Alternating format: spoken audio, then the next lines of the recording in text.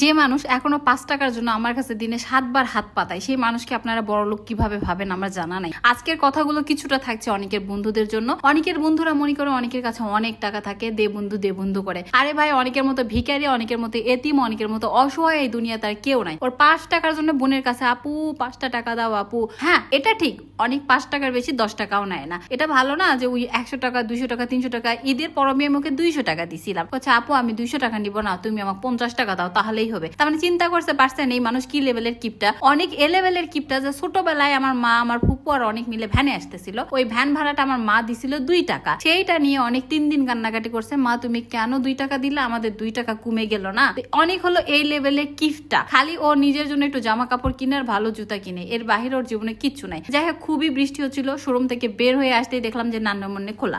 আজকে একটু তাড়াতাড়ি আমরা শোরুম বন্ধ করেছি এই 10টার দিকে, যার কারণে নান্নামুন্নে খোলা পাইলাম। আর আমার জরুরি যা কিছু লাগে সবকিছুই আমি নান্নামুন্নে থেকে নিই, যেহেতু একসাথে থেকে সবকিছু পাওয়া যায়। যথারীতি এখান থেকে সম্পূর্ণ খাবার টাবার কিনে নিয়ে আমরা বাসায় যাইতে যাইতে প্রায় বাজলো 11টা, এবং বের হতে একটা ছোট্ট কিউটির সাথে দেখা হয়ে গেল। সে আমাকে দেখে খুব লজ্জা পেয়ে গেল। বাহিরের বৃষ্টি দেখে মন তো একদম ছুঁই ছুঁই মনে হচ্ছিল একটু খিচুড়ি খায়, কিন্তু শরীরের মধ্যে ওই এনার্জি থাকলে তো আপনি খিচুড়ি রান্না করবেন। এই রাতের বেলা মনে হবে 11টার সময় খিচুড়ি রান্না করি। যেহেতু আজকে বাইরে থেকে বাজার করে নিয়ে আসলাম, আজকে ওইগুলোর মধ্যে কিছু একটা রান্না করব। সারাদিন বাহিরে রে ভাই, তার মধ্যে 2 দিন ছিলাম বোনের বাড়িতে, এত গরম ঘুমটুম কিছু হয় না। তবে রহমতের বৃষ্টি আজকে পড়া শুরু হয়েছে, গরমটা একটু কমলো ভাই।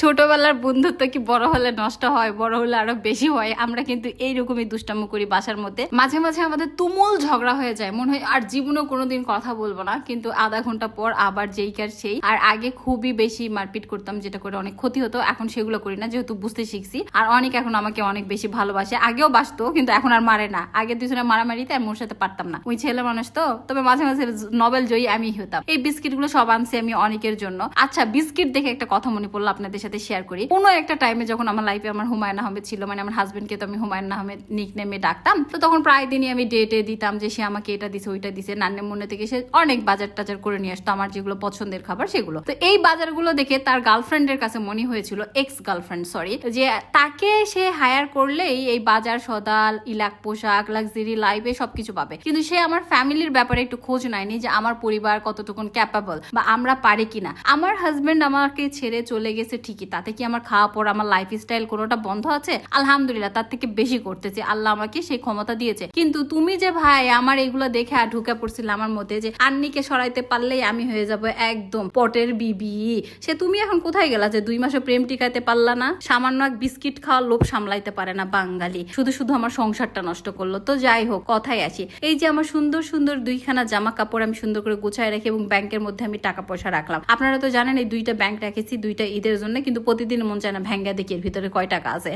আচ্ছা, এই ব্যাগটা যেটা দেখতেছেন এটাও আমার পেজের। ব্যাগটা সুন্দর করে রাখলাম, এবং রান্না করতে হবে। অনেক বলে গেছে আপু কিছু না কিছু রান্না করো, খাবো, কারণ ও নামাজে বসলো। তো তারপর ওর নামাজের ফাঁকে ফাঁকে আমি একটু রান্না বাড়ি করে নিব। আজকে গরুর মাংস দিয়ে না রান্না করব নুডলস। কেমন টেস্ট হয় সেটা তো আর আপনাদেরকে মানে বলা ছাড়া খাওয়াই দিতে পারবো না, তো আপনারা একটু দেখে বুঝে নিন কেমন টেস্ট হয়। তবে আলহামদুলিল্লাহ আমার হাতে রান্না এবং আমাদের পরিবারের সবার হাতে রান্নাই অনেক মজা হয়। রান্নার কাজে লেগে গেলাম। এখন বাজে প্রায় 12টা। চিন্তা করেন যে সারাটা দিন কিন্তু কামলা দিয়েছি। কামলা দিয়ে আসার পরে বাসায় এসে ওই রাতের বেলা রান্না বাড়ি শেষ করে খাওয়া দাওয়া। এখন অনেকে বলে যে আপু আপনি এত এনার্জি কোথায় থেকে পান? ভাই জানি না, এটা হলো পরিস্থিতির শিকার। শুধু আমার জীবনে একটা কথাই মনে হয়, যে আমাকে কেউ একজন রিফিউজ করছে, সেই জায়গাটা আমাকে যেভাবে পূরণ করতে হবে, এবং তার থেকে যেন কয়েক গুণ ভালো এবং ভালো পজিশনে থাকতে পারি, এবং মানুষ যেন আমাকে অনেক ভালোভাবে চেনে বা জানে। এইরকম যদি আপনি কোনো আঘাত কোথাও থেকে পান না, অটোমেটিক আপনি দাঁড়ানো শিখে যাবেন। আরো একটা কথা মাথায় রাখবেন, মানুষ হাঁটার আগে কিন্তু অনেকই ঝইঝাপটা অনেকবার পড়ে যায়। তার মানে কি, বাচ্চারা হাঁটতে শিখে না, তারা কিন্তু যতবার পড়ে যায় ততবার উঠে দাঁড়ায়। তো আপনিও লাইফে যতবার পড়ে যাবেন ততবার উঠে দাঁড়াবেন, তাহলেই দেখবেন একটা সময় হাঁটা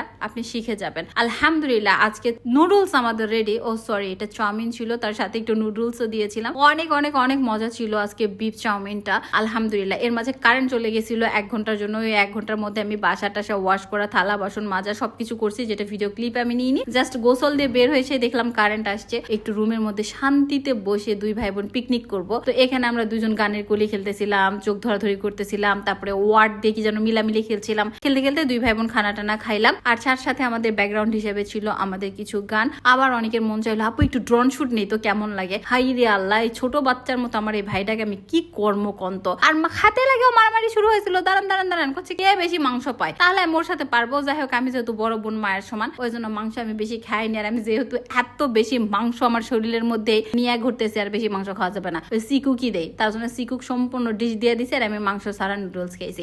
আজকের ভিডিও তো এত পর্যন্ত। নেক্সট ভিডিও কি দেখতে চান অবশ্যই কমেন্টে জানাবেন। আল্লাহ হাফেজ।